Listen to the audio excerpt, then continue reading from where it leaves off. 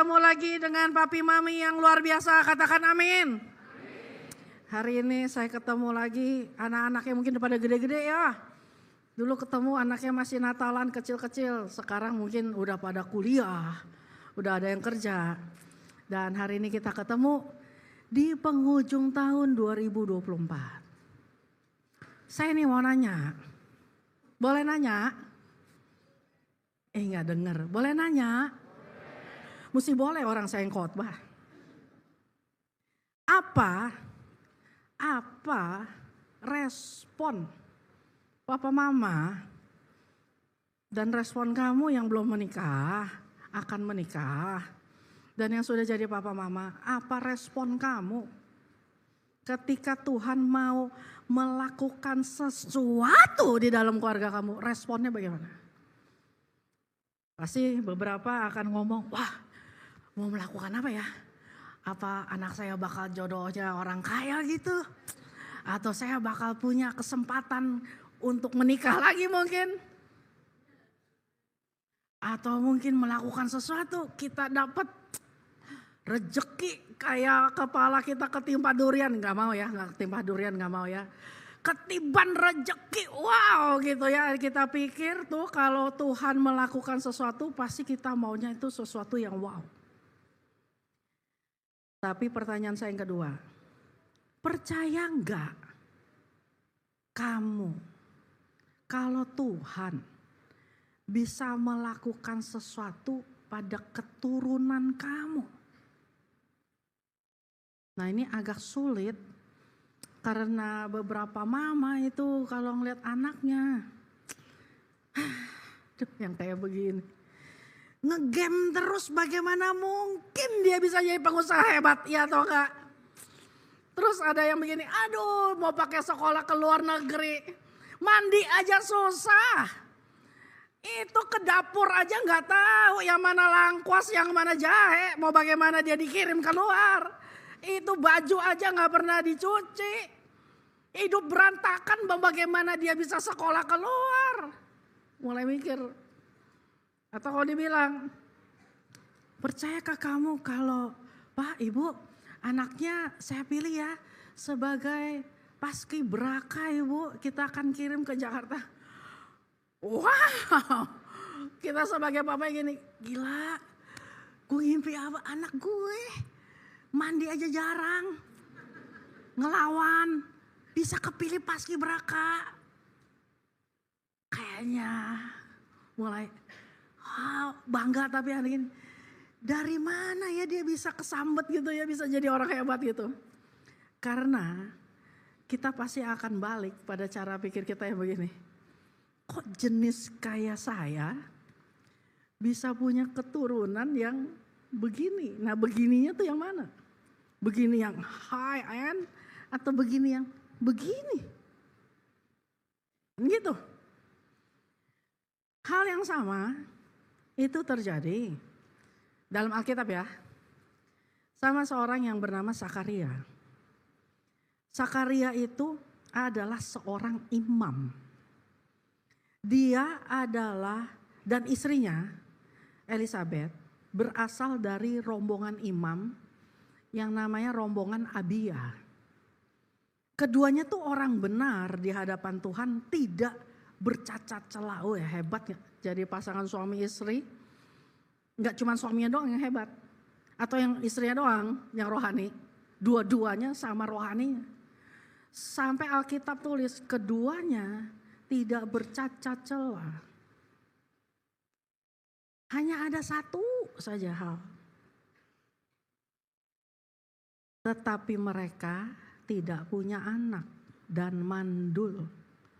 Keduanya sudah lanjut umurnya. Pada suatu kali waktu tiba giliran rombongannya, Sakaria melakukan tugas keimaman di hadapan Tuhan. Sebab ketika dibuang undi, dikasih tahu giliran rombongannya, dari rombongannya lalu dibuang undi, dapatlah dia yang bertugas. Seluruh umat lagi berkumpul di luar waktu sembahyang menunggu bagaimana Imam Sakaria bertugas. Tampaklah seorang malaikat Tuhan berdiri di sebelah kanan mezbah pembakaran ukupan. Melihat hal itu ia terkejut dan menjadi takut. Tapi malaikat tuh ngomong, "Hei, jangan takut Pak Sakaria. Sebab doamu telah dikabulkan dan Elisabet istrimu akan melahirkan seorang anak laki-laki bagimu dan haruslah engkau menamai dia Yohanes. Engkau akan bersukacita, bergembira, bahkan banyak orang bersukacita atas kelahirannya itu. Sebab ia akan besar di hadapan Tuhan, tidak akan minum anggur, tidak akan minum minuman keras, dan penuh Roh Kudus mulai dari rahim ibunya. Ia akan membuat banyak orang Israel berbalik kepada Tuhan, berjalan mendahului Tuhan dalam roh kuasa Elia, membuat hati bapak-bapak berbalik pada anaknya, dan hati orang-orang durhaka kepada pikiran orang benar, dan dengan demikian menyiapkan bagi Tuhan suatu umat yang layak. Tapi Sakaria bilang, wah, itu tadi. Bagaimana mungkin, sebab aku sudah tua dan istriku aja udah lanjut umurnya. Jawab malaikat itu, akulah Gabriel yang melayani Allah. Aku diutus untuk menyampaikan kabar baik ini. Tetapi sesungguhnya kamu akan dibuat bisu dan tidak dapat berkata-kata sampai kepada hari di mana semuanya itu digenapi dan kebenarannya nyata di depan mata kamu. Sementara itu banyak orang menanti-nantikan Sakaria, menjadi heran bahwa ia lama berada di dalam bait suci. Ketika ia keluar, ia tidak dapat berkata apapun. Maka mengertilah mereka bahwa ia telah melihat sesuatu di dalam bait suci. Saya berhenti sampai di sini. Kisah ini hampir mirip ya dengan Abraham dan Sarah. Saya kasih tahu. Tahun ini kan kita masuk di tahun Pei Hei. Coba ngomong, Hei. Hei ini kan istilah tahun Ibrani, mengacu kepada angka 5. Jadi orang Ibrani itu baik huruf sama angka itu sama. Kalau kita abjad itu A, B, C, D, E. Lalu angka itu numerik. Kalau mereka enggak, angka dan huruf itu disebutnya gematria. Dan untuk angka 5 itu dibacanya He. Nah secara profetik, karena kita ini adalah Israel rohani, ini nyimpang sedikit dari cerita kisah yang kita baca dulu ya. Saya jelasin dulu situasi kita. Di tahun 5785 itu ada 2 angka 5. Di depan dan di belakang. Nah 5 ini berbicara tentang kasih karunia. Kenapa kasih karunia? Karena penyebutan angka 5 Hey itu harus menyertakan nafas. Hey. Nah beberapa arti profetisnya itu adalah bicara tentang hembusan nafas Roh Kudus yang berasal dari dalam Allah Bapa. Nah angka 5 itu adalah angkanya Roh Kudus. Bicara tentang anugerah. So 5785 itu bicara tentang kita dipimpin anugerah dan dikawal oleh anugerah. Kalau anugerahnya aja sampai double, berarti Bapak Ibu, mungkin goncangan di tengahnya gede apa kecil? Kemungkinan gede. Tapi kita ada 2 anugerah yang mengawal. Amin. So jangan takut memasuki tahun 2025. Nah Abraham, sebelum namanya Abraham, namanya adalah Abram. Istrinya Sarai. Abram dan Sarai di usia lanjut sampai tua enggak punya anak. Barulah ketika dia ketemu dengan Tuhan, Tuhan merubah namanya menjadi Abraham dan Sarah. Keduanya memakai huruf H. Hei, ada satu hembusan nafas Allah. Dan disitulah akhirnya mereka punya keturunan. Bicara tentang segala sesuatu yang tertutup, yang tertunda, yang berhenti, akhirnya terbuka ketika Roh Kudus ikut campur dalam kehidupan seseorang. Lanjut sekarang mengenai cerita Elisabet dengan Imam Sakaria. Begitu luar biasa kehidupan rohani mereka, tidak bercacat celah. Namun menurut kitab-kitab Rabai, itu ada 7 hal yang membuat orang tuh dianggap tidak layak berdiri di hadapan Tuhan. Salah satunya adalah orang mandul. Namun masalahnya Zakaria dan Elisabet itu adalah orang-orang keturunan imam. Dan semua orang Yahudi yang keturunan imam pada waktu itu Harun itu imamnya mereka yang pertama. Semua keturunan Harun itu akan disebut sebagai orang Lewi dan otomatis semua yang lahir dari keturunan Harun adalah imam. Nah, imam-imam ini rombongannya banyak, maka dibagi menjadi 24 rombongan.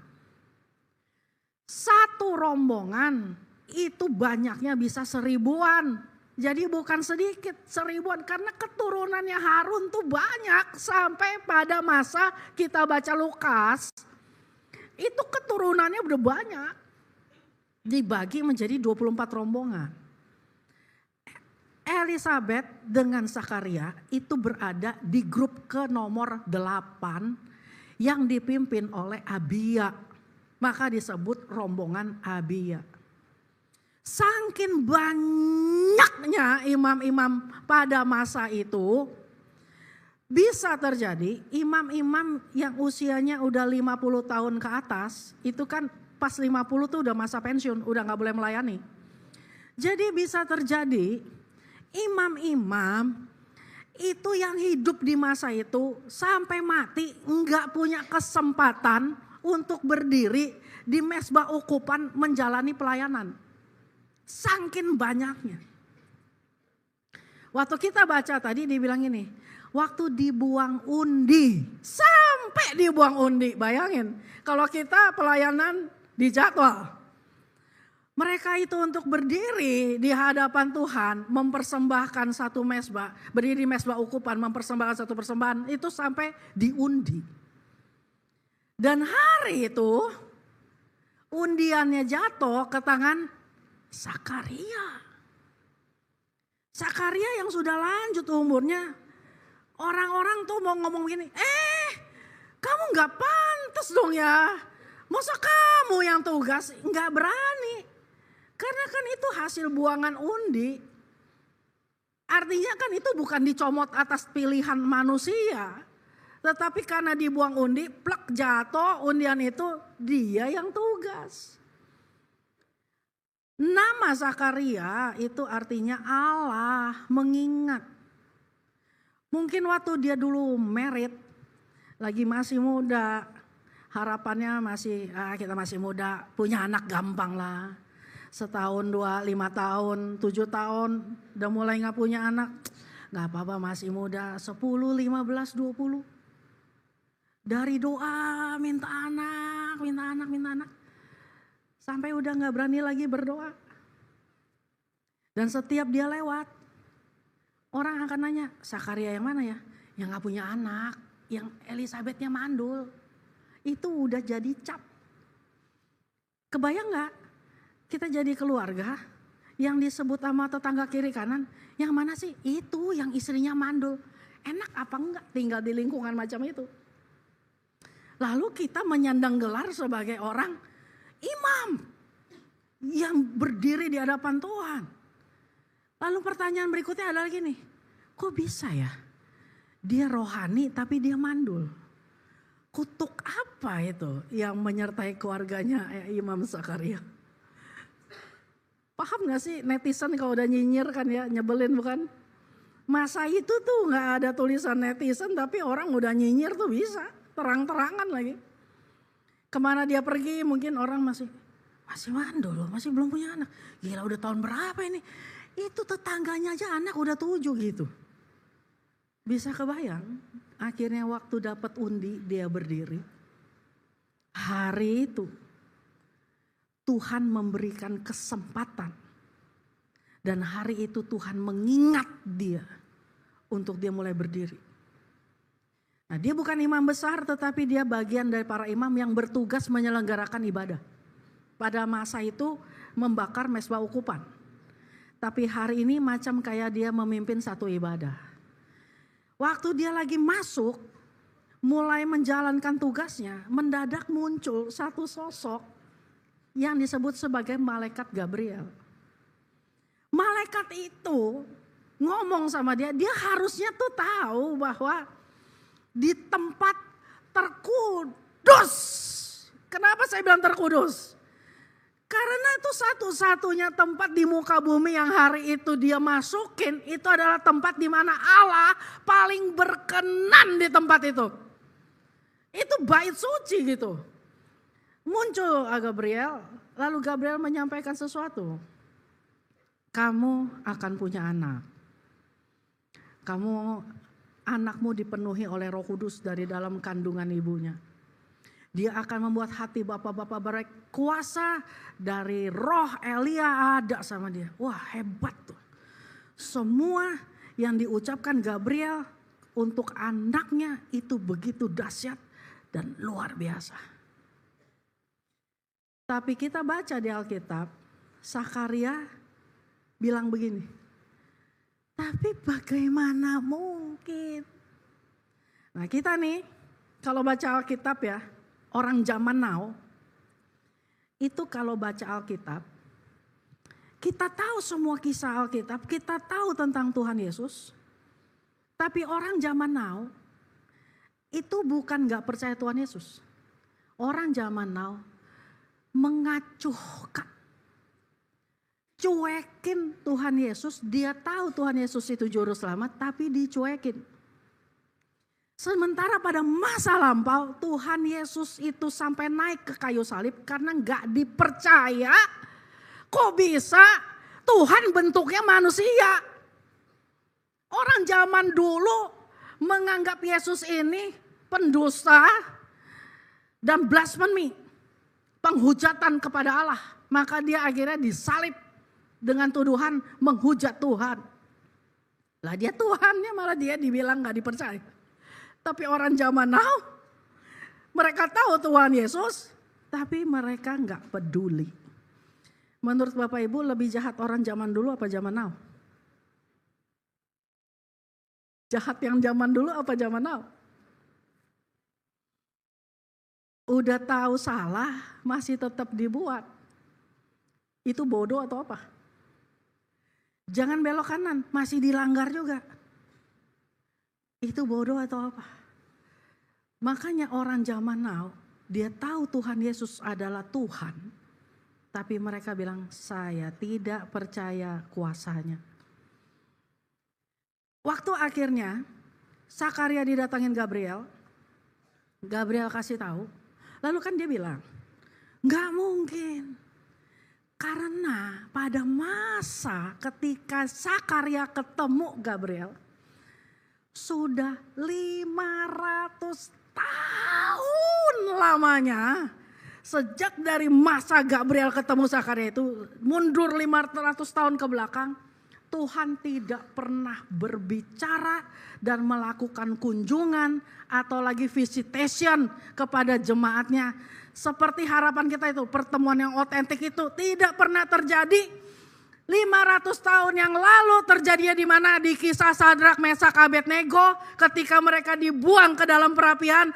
Lalu rajanya melihat, bukankah kita buang 3, kenapa ada 4 orang di dalamnya? Lalu Alkitab bilang di situ ada seorang anak Allah yang berjalan-jalan di dalam perapian itu dan tabrak Sadrak, Mesak, Abednego enggak mati. Itu adalah kunjungan Tuhan kepada jemaatnya 500 tahun setelah itu terjadi di zamannya Sakaria. Kok Sakaria bilang ini, ini penglihatan, ini real loh, kunjungan. Maka dia antara pikirannya, kok bisa ya gue dikunjungin, gue nih kan gak layak loh. Untuk berdiri di hadapan Tuhan tuh udah bahkan ada hukumnya. Orang mandul itu gak boleh berdiri di hadapan Tuhan. Tapi ini kan saya dapat undian. Dan tiba-tiba setelah saya melupakan doa-doa saya di masa muda untuk punya anak. Ini malaikat muncul ngomong kamu akan punya anak. Bagaimana mungkin? Saya dan istri saya sudah tua. Itu posisi itu terjadi. Waktu udah dikasih tahu anaknya bakal begitu dahsyat, lalu dia bilang, tapi saya ini langsung dibilang begini. Belum sempet dia ngomong yang kedua. Gabriel udah ngomong, tetapi kamu akan dibuat bisu. Tahu kenapa? Karena posisi seorang imam di hadapan Tuhan pada masa itu, ucapannya itu dalam tanda kutip sakti mandraguna. Kalau dia ngucap sesuatu, maka apa yang dibuka akan terbuka di sorga, apa yang tertutup akan tertutup di sorga. Kekuatan ucapan imam pada masa itu seperti itu. Kalau dia tidak dibuat bisu, gak akan pernah lahir Yohanes Pembaptis. Jadi dia dibuat bisu sampai dibilang ini, sampai istilahnya anak lu lahir baru lu lihat deh buktinya, mulut lu baru kebuka, digituin.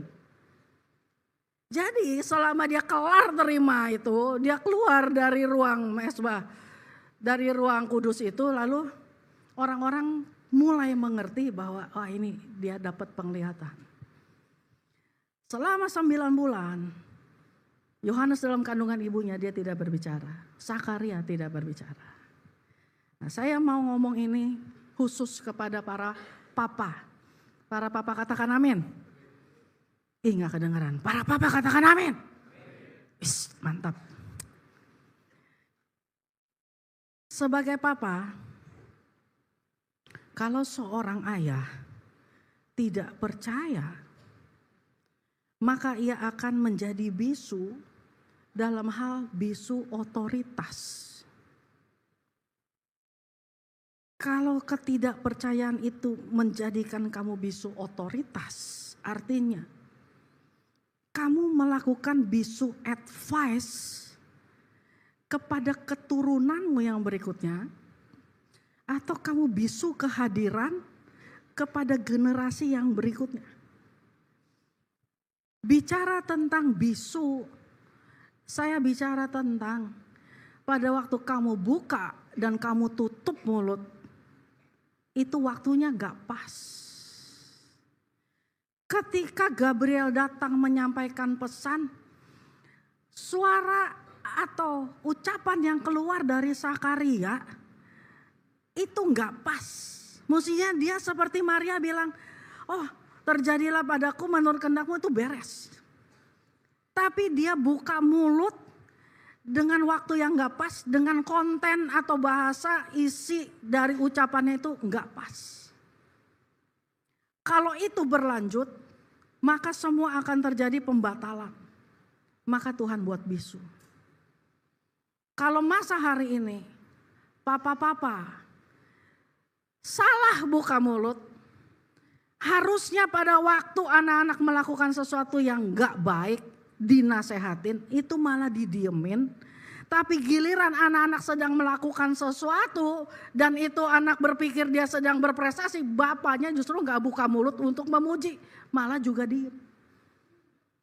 Situasi-situasi kayak begini bisa membuat generasi antara papa dengan anak, kamu dan keturunan kamu, dan kamu dengan generasi yang di atas kamu saling membelakangi.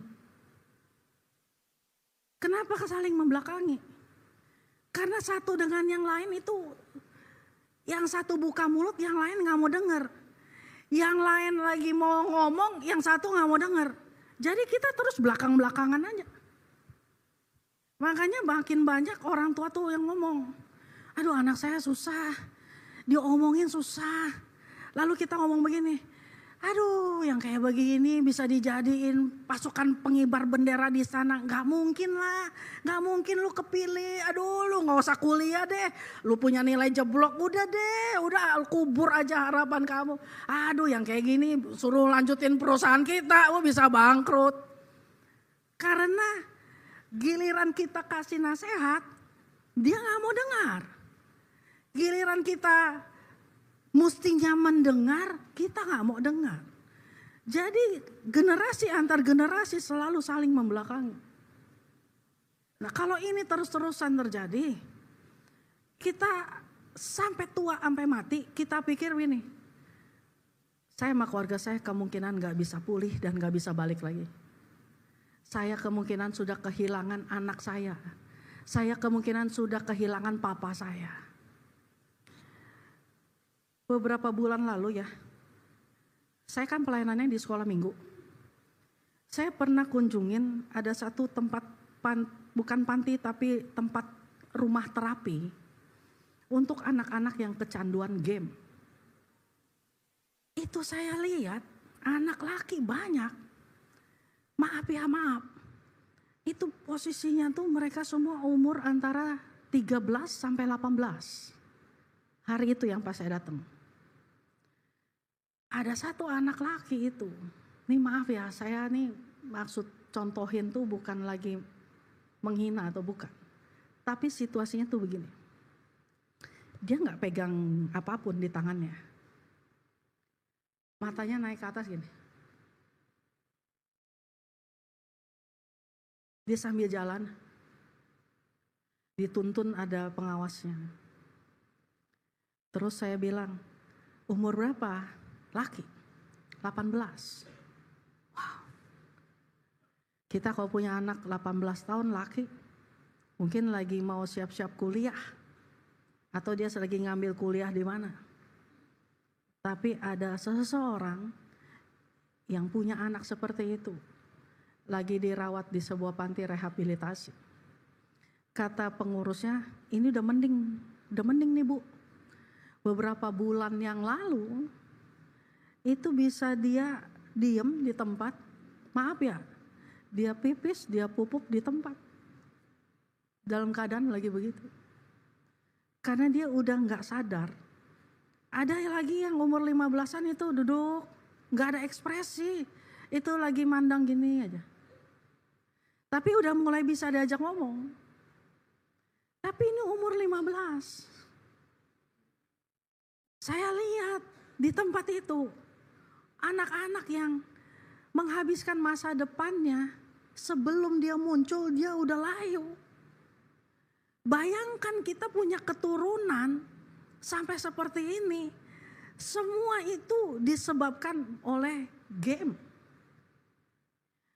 Mungkin Bapak Ibu bilang, kayak ginian gak usah dibahas lah, saya udah capek ngomong sama anak saya. I know, but kalau saja kita bisa buka mulut di waktu yang tepat untuk melarang, dan di waktu yang tepat untuk memberikan izin, mungkin hal-hal itu gak akan terjadi. Kalau kita bisa pakai otoritas kita sebagai seorang papa, Dek, stop, matiin, kalau gak kuota papa ambil. Gadget papa kelarin, tutup. Tetapi beberapa parents hari-hari ini itu seperti miskin otoritas. Ada satu anak datang, Pastor, I need to talk to you. Kelas berapa dia? 5 SD. Seorang anak wanita, lalu dia ngomong sama saya begini. Do you know who I am? Dia pakai bahasa Inggris itu. No, I don't know. Who are you? Lalu dia bilang gini, Pastor, I think I am a lesbian. 5 SD. Saya nanya, dari mana kamu tahu kamu lesbian? Simple as that, because I don't love boys at all. Dalam hati saya terang, lu masih umur 5 SD, mana ada anak SD perempuan mau main sama anak SD laki-laki, pasti terpisah. Tapi dia udah bilang, dia sudah menentukan itu. Lalu saya nanya, teman kamu berapa? Ada yang paling kamu sayang yang mana? Dia sebut namanya. Bisa gak kita ketemu dia hari ini? Bisa. Datanglah anak perempuan itu, yang dia bilang dia cintai itu. Duduk, ngomong gini lagi sama saya itu. Kenapa ya mereka tuh ngomongannya sama, ngomongnya gini. Do you know who I am? Gitu loh, saya kesel banget gitu ya tuh anak-anak tuh. Sotoy amat lo gitu ya. Tapi dia bilang, do you know who I am? No, I don't, and I don't like to know it you. Terus dia bilang gini, I think I'm a genderless. Terus saya ketawa di depan dia berdua. Kamu gimana? Kamu bilang kamu cinta dia dan dia bilang dia genderless. How come? How do you know that you are genderless? Lalu anak ini bilang, because God is a genderless. What God? What kind of God? That's a generous one.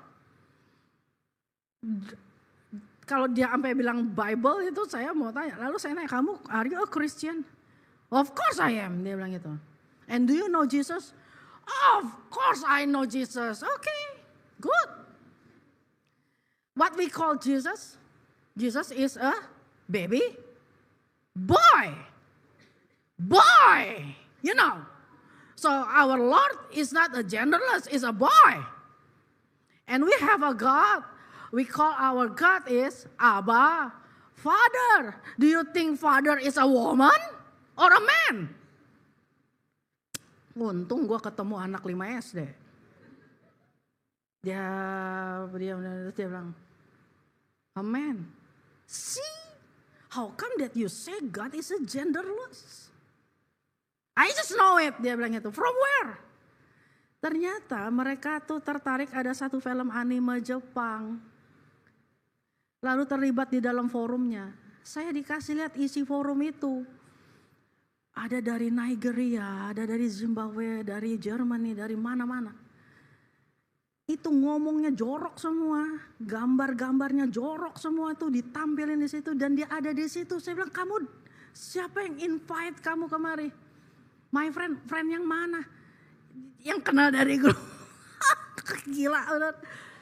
Dan yang paling hebat saat situasi konseling itu terjadi, itu mama-mamanya ada di samping saya itu main HP. Jadi saya udah jelasin kepada 2 anak ini. Selesai, udah saya nengok ke mamanya ya, saya geplak-geplakin mamanya, wah pak, Cik, sampai saya marah banget, Cik, kamu ngapain aja itu punya anak sampai kayak begitu? Dia bilang gini, ya kan kita nggak enak loh, itu kan privacy anak, dia pas HP-nya pun di password. Nggak enak dong kalau kita ikut campur. Saya ngomong sama dia, kamu tolol apa goblok? Apa gila? Saya nanya gitu loh. Kamu lindungin anak kamu supaya nggak kepanasan nih. Kamu mau kemana? Ke mall? Aduh, jangan jalan kaki, jalan ini spot. Jangan. Ini naik mobil. Hujan, aduh, pulang sekolah dijemput hujan, nanti flu.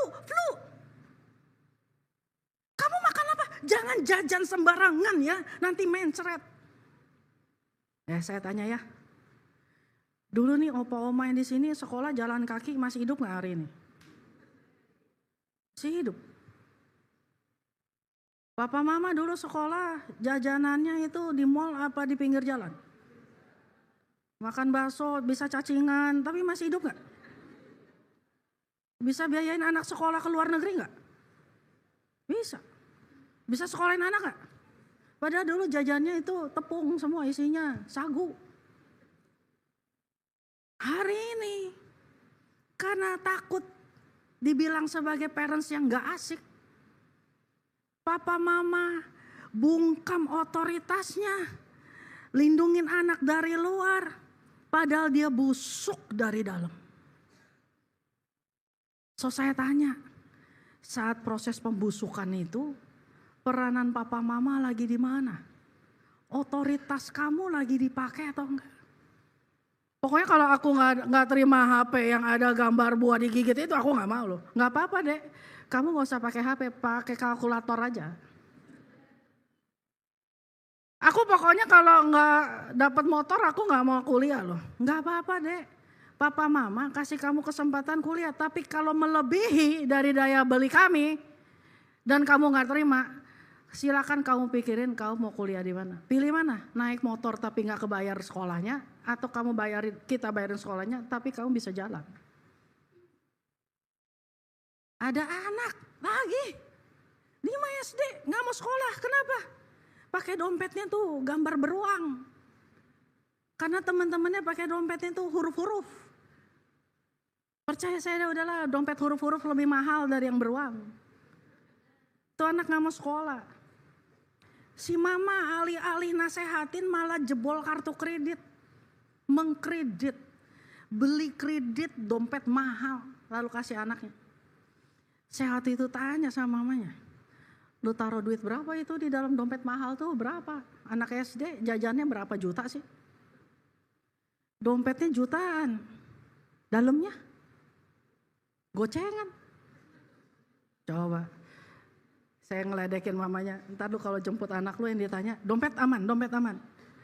Lu tanya anak lu, tanya dompet lu. Karena tuh cicilan belum lunas. Kamu pilih mana, Dek? Kadang kita bisa bayar uang sekolah mahal buat anak kita. Tapi belum tentu bisa beli gaya hidup yang ada di seputaran anak kita. Namun kalau kita kalah otoritas, pokoknya kalau nggak boleh keluar negeri aku nggak mau sekolah. Nggak apa-apa, kalau kamu mau sekolah keluar negeri boleh, kamu cari beasiswa. Tunjukin prestasi kamu. Nggak penting kamu sekolah di desa atau di kota atau di luar negeri. Selama kamu tahu kamu punya kesempatan dan bisa pakai kesempatan itu, sok ayolah kita sekolah. Kalau nggak usah. Jangan ke bawah gengsi.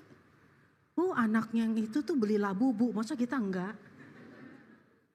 Labubu, Bapak Ibu, labubu. Udah jelas-jelas berhala masih dibeli. Mahal. Kalau kita digrogotin otoritasnya, di waktu yang tepat gak buka mulut.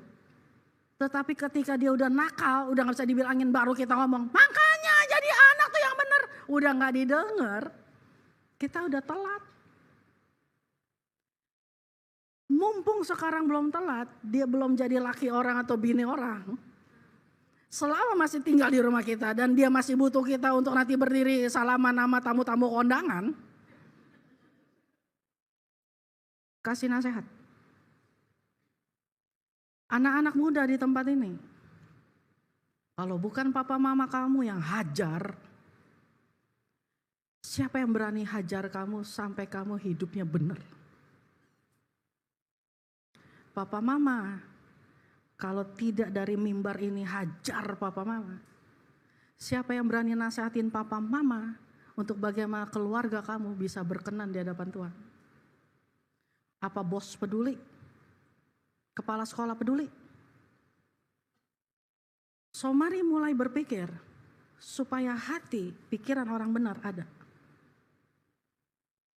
Mulailah pakai mulut kamu bukan mengutuki. Terakhir ya. Ini generasi Z nih. Sekarang kan nih generasi Z nih kan dari tahun 2012 sampai 2024. Sebentar, jangan pulang dulu Bapak Ibu. Dari tahun 97 sampai 2012 nih generasi Z. Siapa yang lahir tahun-tahun itu? Jangan angkat tangan. Nah, generasi Z itu disebut sebagai generasi emasnya Indonesia tapi yang sudah berkarat.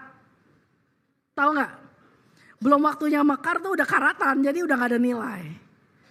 Kenapa bisa sesadis itu julukan mereka? Karena mereka disebut generasi strawberry. Pokoknya generasi rujak-rujakan tuh, buah-buahan lembek gitu tuh mereka gitu. Generasi yang overthinking, generasi yang demen yang main game, generasi malas, generasi lemah, generasi yang gak mau kerja, dikritik terus. Karena emang kenyataannya, saya punya teman, dia punya karyawan anak generasi Z, lagi hari Minggu dia telepon gak diangkat. Senin masuk itu anak datang ketemu teman saya. Teman saya ini pemimpin, bosnya.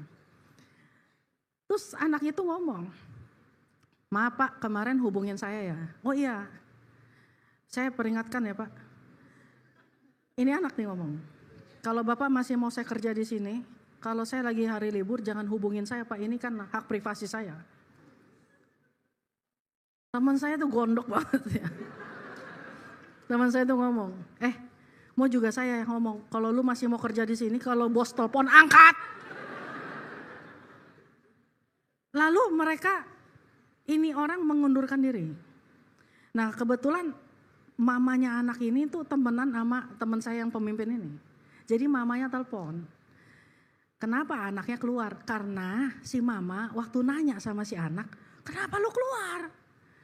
Anaknya ngomong gini, kita gak sepaham. Hubungan kerja macam ini gak bisa diterusin. Lebih baik kita berhentiin aja, saya akan cari di tempat lain. Semudah itu. Cari kerja susah, you know. Ya kerja gak harus di sini, kerja masih banyak tempat lain. Satu lagi teman saya, dia minta tolong sama temennya, anak gue nih udah pulang nih. Masukin dia dong ke perusahaan lu. Oh iya oke, kasih CV-nya. Oh iya oke, kapan? Secepatnya ya, oke. Dia ngomong sama anaknya, cepetan tuh, si tante itu tuh mama udah minta. Kamu kasih ya CV kamu ya. Oke. Kapan mah? Secepatnya ya. Nah secepatnya versi anak-anak ini dengan versi bos ini beda. Secepatnya tuh beda. Si bos nanya terus, mana anak lu punya CV mana? Oh iya. Mana CV kamu mana? 2 minggu dong. Ini udah di depan mata lo, udah 3 gitu tapi masih digini gitu kan. 2 minggu. Temen itu si bos itu telepon sama mamanya. Sorry deh, udah ada yang ngisi. Anak dari luar masuk. Itu anak ngomong lagi, gak apa-apa mama bukain aku kafe aja. Kafe mbah lo, kafe mbah lo gitu ya. Semudah itu dia kira buka kafe gampang tak dapat duit gitu. Nah kalau selama dia buka kafe dia main game. Saya tanya ya, mama mertua mana ini sini mau punya mantu yang hobinya main game? Dulu kecil lucu loh. Tapi kalau udah waktunya memproduksi anak kalau untuk kerjaannya cuman bisa main game gak bisa kerja. Kamu pikir kamu hidup dari game? Bapak mama, apa gak malu besanan sama orang yang gak ada masa depannya? Saya mau kita bangkit untuk berpikir sebagaimana layaknya otoritas itu harus dipakai. Saya minta pemusik. Karena kalau kita bisu otoritas, kita punya keturunan, tapi kita kayak gak punya keturunan. Lalu apa gunanya kamu dikasih kesempatan jadi seorang papa, kesempatan jadi seorang mama, tapi kamu gak bisa pakai kesempatan itu. Sebab ada banyak orang yang bisa jadi perempuan tapi gak bisa melahirkan. Dia bisa jadi mama belum tentu dia bisa melahirkan anak sendiri. Kunci C Kak. Saya mau tutup ada satu kesaksian. Agustus lalu saya pelayanan ke anak-anak kebutuhan khusus. Di situ kita bicara tentang peranan papa kepada anaknya yang kebutuhan khusus. Karena banyak papa yang lari dari pola pengasuhan anak kebutuhan khusus, mereka nggak mau terlibat. Yang terlibat selalu mama. Tapi 2 papa ini luar biasa, jadi kita undang mereka sebagai narasumber. Nah masalahnya, anak-anak mereka ini kan kebutuhan khusus. Yang satu ini umurnya udah 18 tahun.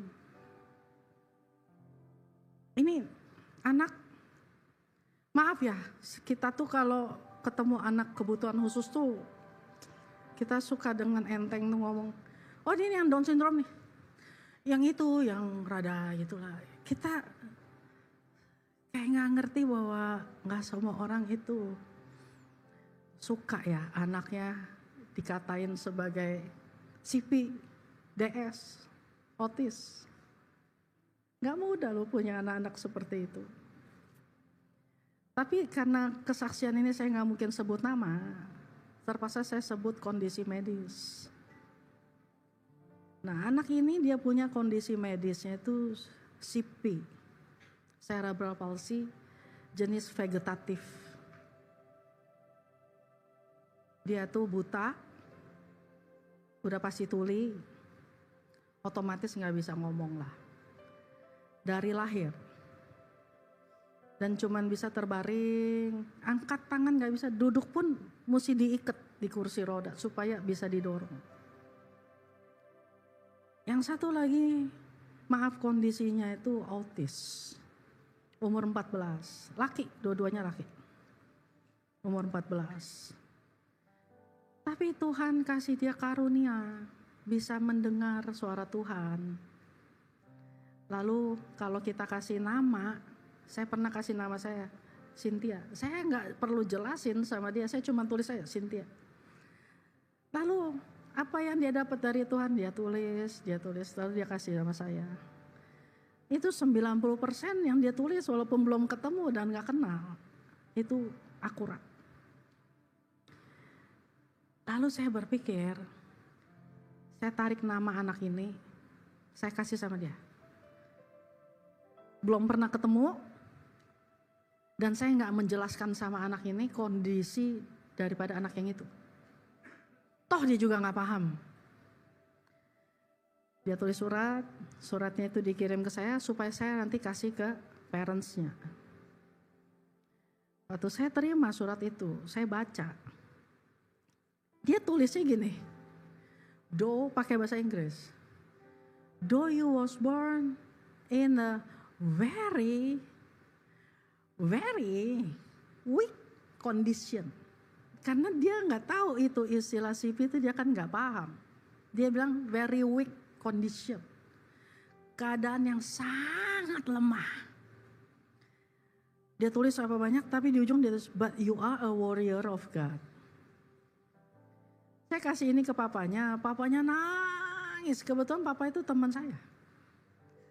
Terus dia bilang ini, Kak, kasihin ini yang saya terima ini bener banget.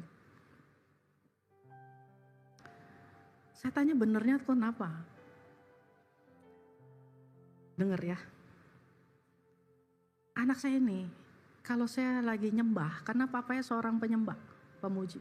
Lagi nyembah, nyanyi nyembah. Bersama anaknya. Kan anaknya tuh buta. Anaknya tuli. Gak bisa gerak. Tapi ini papanya nyembah. Buta, tuli. Air mata tuh bisa ngalir keluar loh. Air mata tuh keluar. Lalu papanya bilang, Dek, kita minta sama Tuhan yuk supaya Tuhan kasih kita mobil. Karena bawa kamu terapi naik motor itu susah. Beberapa waktu kemudian ada orang itu kirim mobil buat mereka. Dia berdoa bareng anaknya itu. Lama setelah itu anak itu kan makin membesar. Umurnya udah 18. Papanya bilang, yuk kita minta rumah. Jangan yang di gang. Supaya papa mama gak kuat deh. Angkat kamu bawa ke mobil tuh kita gak kuat. Lama beberapa waktu kemudian mereka dapat rumah. Gak ada gangnya. Masukin garasi, bawa keluar untuk terapi itu bisa. Sampai umur 18 tahun. Dia gak punya anak yang lain, dia cuma punya anak itu. Saya tuh dengar cerita dia itu, saya pikir gini, kok bisa Tuhan? Tuhan kasih tahu saya gini loh. Kamu lupa ya Cynthia, bahwa tubuh kamu, Cynthia, manusia, tubuh manusia itu adalah bait kediamanku. Selama anak ini bukan tanaman, bukan hewan, tapi manusia, maka aku berhak untuk tinggal di dalam dia. Benar apa enggak? Sekarang saya tanya, papa mama punya anak kayak gini enggak? Kamu punya keturunan itu bisa menghasilkan uang, bisa menghasilkan keturunan lagi. Intinya hidup kamu tuh masih bisa berlanjut. Kamu punya kesempatan untuk pegang itu semua. Tapi kamu give up otoritas nasihat kamu berhenti. How about him? Nothing loh.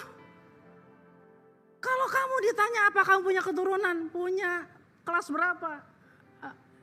Gak sekolah. 24/7 mamanya harus ada di situ. 18 tahun. Kok masih bisa hidup? Jelas hidup lah. Karena roh Allah itu tinggal di dalam dia. Tubuhnya itu berkembang karena dia adalah tempat kediamannya Roh Kudus. Papa mama udah punya anak sampai tua. Sampai hari ini. Apa yang papa mama lakukan? Untuk satu kesempatan yang kamu punya. Memakai otoritas kamu untuk anakmu dan keturunan yang berikutnya. Kalau hari ini papa mama dengar tentang hal ini, namun kamu menutup mulut untuk waktunya kamu buka mulut menasihati, jangan menyesal. Untuk one day anak itu akan membelakangi kamu. Kenapa membelakangi?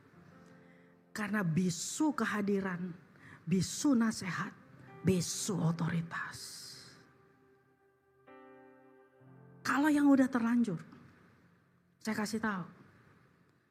Hari ini kita minta. Anak-anak yang dengar. Kamu mau jadi keturunan yang macam apa?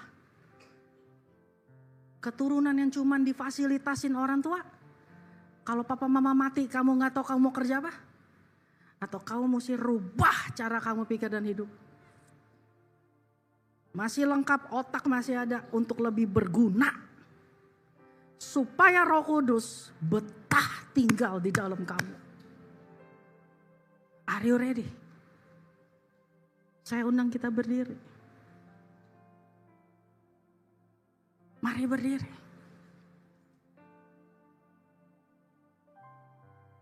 Bukan tentang keluarga saya, bukan keluarga yang bagus. Anak-anak saya gak oke. Istri saya gak bagus. Suami saya gak oke. Bukan tentang itu. Ini tentang kesempatan. Hari ini kamu sebagai papa, kamu punya kesempatan untuk berbuah sebagai seorang ayah. Hari ini kamu seorang anak, kamu punya kesempatan untuk berbuah sebagai seorang anak. Opa, oma, jangan bilang kita udah tua. No way. Kamu masih punya kesempatan sampai Tuhan Yesus panggil kamu pulang untuk kamu berbuah. So yang duduk di tempat ini, kita masih punya kesempatan untuk kita pegang kendali atas hidup dan keluarga kita. Mari berbuah bersama Tuhan. Angkat tanganmu. Mulai bawa keluargamu. Bawa keluargamu di hadapan Tuhan. Tuhan mengingat kamu. Di masa anugerah ini ketika orang lain berhenti dengan keluarganya. Berhenti dengan harapan dan doa-doa. Tuhan masih memberikan kesempatan untuk kamu. Kasih setianya masih berlanjut untuk keluargamu. Kita ditopang to double grace. 5, 7, 8, 5. 5 di depan, 5 di belakang. Bagaimana Roh Kudus tidak akan pernah membiarkan kita. Mari angkat tanganmu di hadapan Bapa. Ucapkan syukur untuk keluargamu. Minta ampun untuk semua hal yang lalai. Yang kita buang. Karena kita gak paham bahwa kita lagi pegang kesempatan menjadi parents. Pegang kesempatan menjadi opa oma. Pegang kesempatan menjadi seorang anak. Ada waktunya kamu akan menangis di kuburan. Ada waktunya ketika kamu menangis orang tua gak bisa bangkit lagi. Mumpung kamu masih punya orang tua. Dengar nasihat mereka. pakai kesempatan untuk kamu hidup bersama parents kamu. Now, minta ampun, doakan keluargamu.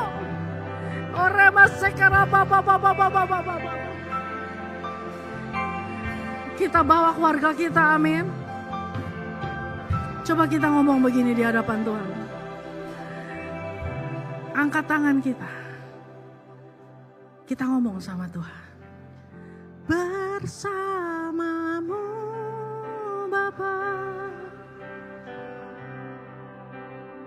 ku lewati semua perkenananmu ya. Yes.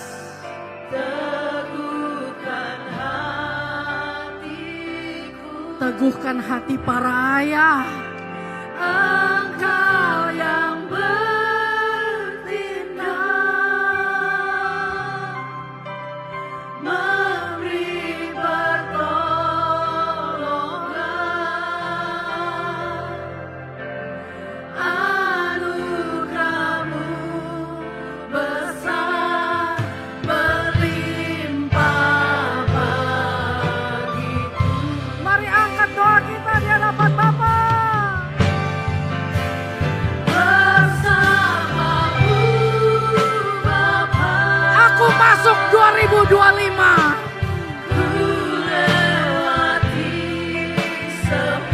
Seperti kau pimpin tahun ini, demikian tahun depan.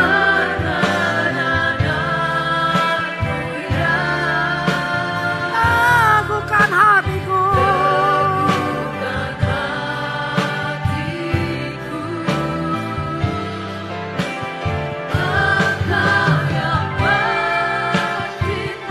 Ku serahkan keluargaku, pekerjaanku.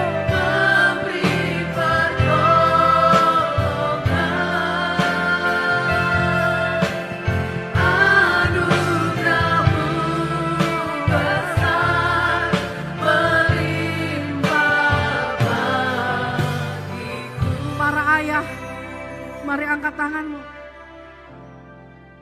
Para papa, angkat tanganmu. Curahkan hikmat. Hikmat. Otoritas.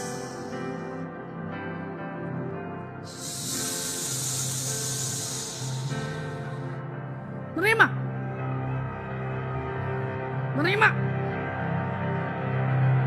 Penuh. Penuh.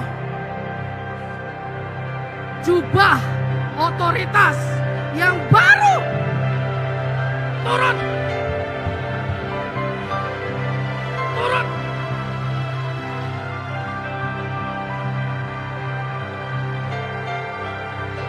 Turun. Para mama, angkat tanganmu.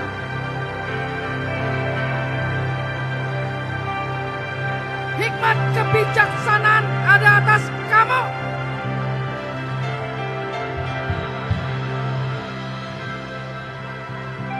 Turun. Satu otoritas memberikan nasihat. Turun.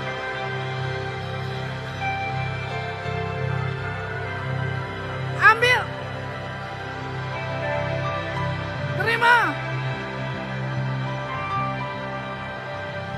Anak-anak, angkat tanganmu.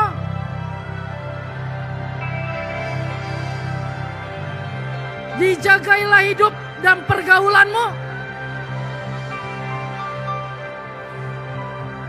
Terbukalah masa depan bagi hidupmu.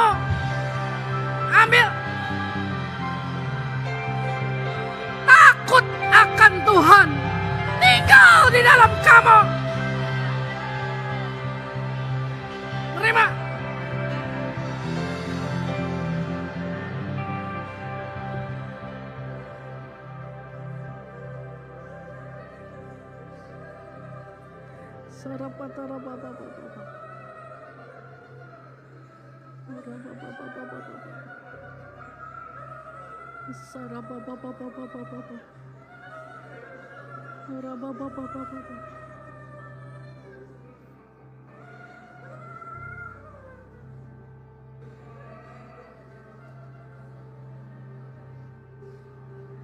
Peganglah keluarga kami seperti Engkau memegangnya di 2024. Lanjutkanlah sampai 2025 ya Tuhan.